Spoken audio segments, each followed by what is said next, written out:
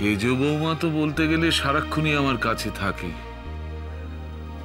হয়তো আমার অনিচ্ছা সত্ত্বেও আমার কিছু কথাবার্তা ওর কানে যায়, কিন্তু আমি ডেকে কিছু বলিনি, বিশ্বাস করো।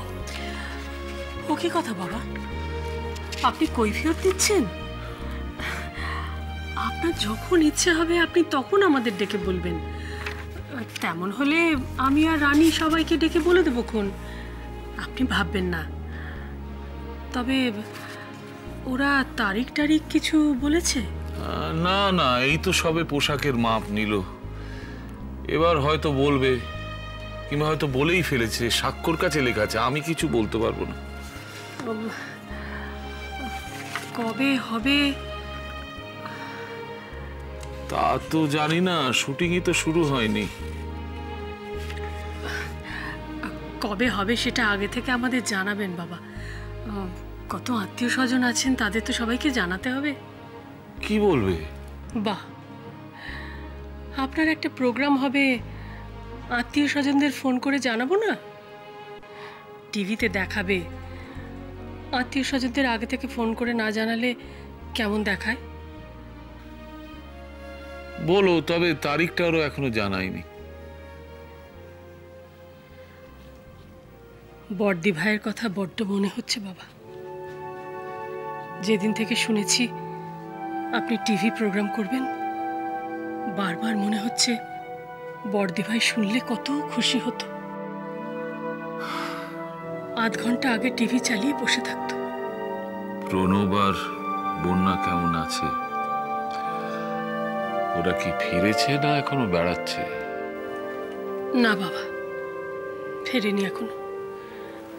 তবে বন্যা ফোন করেছিল মধ্যে, যেদিন আমি বুবাইয়ের কাছে গেছিলাম সেদিন। আমার সঙ্গে কথা হয়নি, রূপা ধরেছিল ফোন। ও বলল ভালো আছে, প্রণবদাও ভালোই আছে। তুমি কি আরেকবার ট্রাই করে দেখবে? কাকে? ওই তোমার গার্লফ্রেন্ডের ঠাকুমাকে। কেন, মিস্টার দেবকে অ্যাসিস্ট করার জন্য?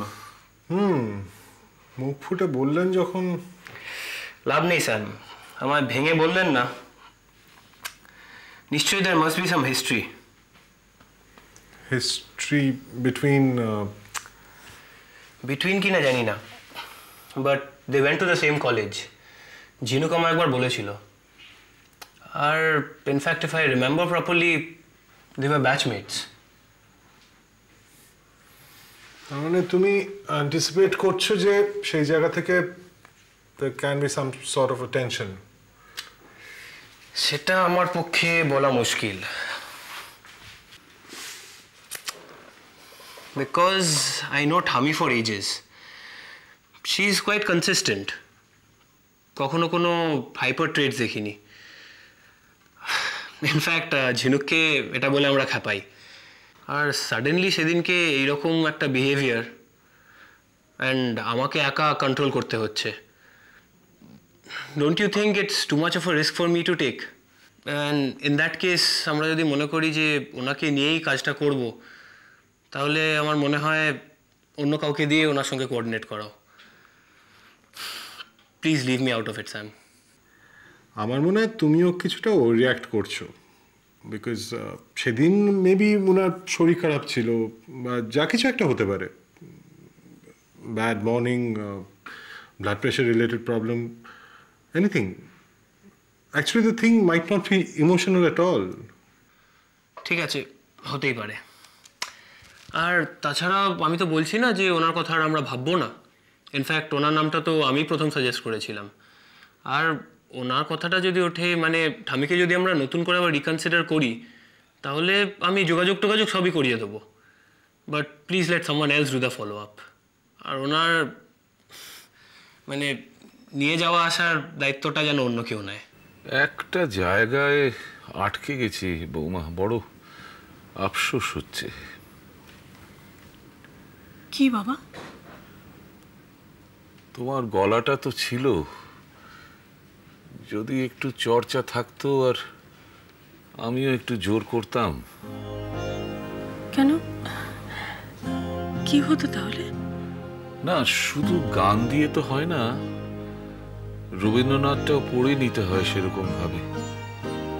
এত বড় একটা সংসার সামলে তুমি সময় কিভাবে পেতে সেটাই ভাবছিলাম। আপনি কি বলছেন আমি ঠিক বুঝতে পারলাম না বাবা। এই অনুষ্ঠানটা করতে গিয়ে আমি একটা জায়গায় বড় আটকাচ্ছি বৌমা। কোথায় বাবা? এই ওদের সঙ্গে যখন প্রথম কথা হলো তখন মনে হলো এ আর কি কথা, রবীন্দ্রনাথকে নিয়ে কিছু বলতে হবে। তো আমি তো দিনের পর দিন কত ক্লাস নিয়েছি, কত লেকচার দিয়েছি, কত গান শিখিয়েছি, এটা আর কি। কিন্তু যত শুটিং এর দিন এগিয়ে আসছে আমার যেন কিরকম নার্ভাস লাগছে বৌমা। আপনার নার্ভাস লাগছে রবীন্দ্রনাথকে নিয়ে? কেন জানো বৌমা, আমি এতদিন যাদের পড়িয়েছি তারা সব বাংলা সাহিত্যের ছাত্রছাত্রী। তাদের শুধু পথটা খুঁজে দেওয়া ছিল আমার দায়িত্ব। তারপর তারা নিজেদের মতো পড়াশোনা করে রবীন্দ্রনাথকে খুঁজে নিত তাদের নিজের মতো করে। এখন তো আর তা নয়। টিভিতে যারা এই অনুষ্ঠানটা দেখবেন তাদের অধিকাংশই ধরে নেবেন যে রবীন্দ্রনাথ সম্বন্ধে এটাই হচ্ছে শেষ কথা। আর যদি সত্যি হতো যে আমার কথা শোনার পর রবীন্দ্রনাথকে নিয়ে তাদের মধ্যে একটা নতুন করে উৎসাহ তৈরি হতো, তারা নিজেরা নিজের মতো করে রবি ঠাকুরকে খুঁজে পেত। Please agree to do this programme for a very nominal fee, মানে কিছুই চাইছেন না সেই অর্থে। এই একটা জিনিস চাইছেন, এবং that is again not a star tantrum বা সেরকম কিছু, প্রোগ্রামটার বেটারমেন্টের জন্য জেনুইন অ্যাসিস্ট্যান্স।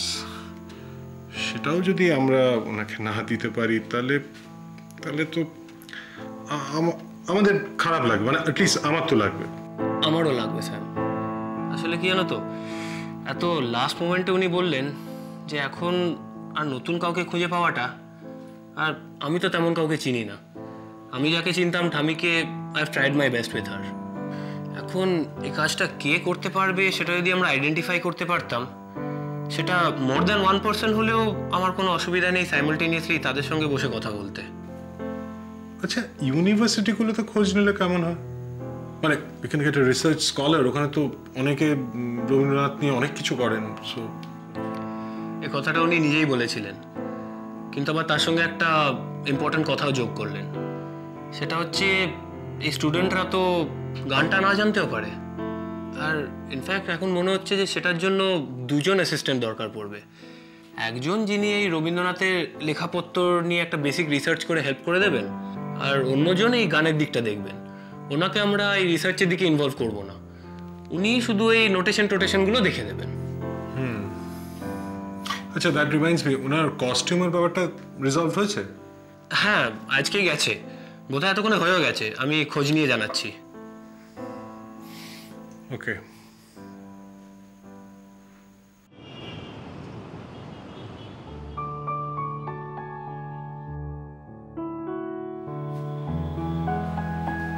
বাহ, তোমাকে বেশ ভালো দেখাচ্ছে তো। I am impressed. আমাকে তো ভালো দেখতেই। আপনি জানতেন না, এতদিন বুঝতে পারেননি। তাহলে আপনার পাওয়ার বেড়েছে, আপনি চোখ দেখান। পাওয়ার বেড়েছে কিনা জানি না, but I know that by the time this programme gets over আমার সব কটা চুল সাদা হয়ে যাবে, সেটা আমি পরিষ্কার দেখতে পাচ্ছি। ও, আপনার চুল সাদা নয়? আমি তো ভাবতাম ধপধপে সাদা। আপনি ডাই করেন? বেকার ওকে দিয়ে গানের প্রোগ্রাম করাচ্ছিস ঝিনুক, প্রচুর অ্যাঙ্কার পেয়ে যাবি ওকে দিয়ে স্ট্যান্ড আপ কমেডি করা। এই না না, আমি দুটোই করব। ওই একটা কি গটি লাগিয়ে, আর এখানে একটু লাল রং লাগিয়ে। এই শোনো, তুমি বাড়ি কবে যাবে? না মানে তুমি এখানে থাকতে পারো, কোনো অসুবিধে নেই, কিন্তু এতদিনে তোমার মা নিশ্চয়ই চলে এসেছে, আর তোমার বাড়িতে না দেখতে পেয়ে চিন্তা করছে। আপনারা একটা কাজ করুন না। বলো। গানের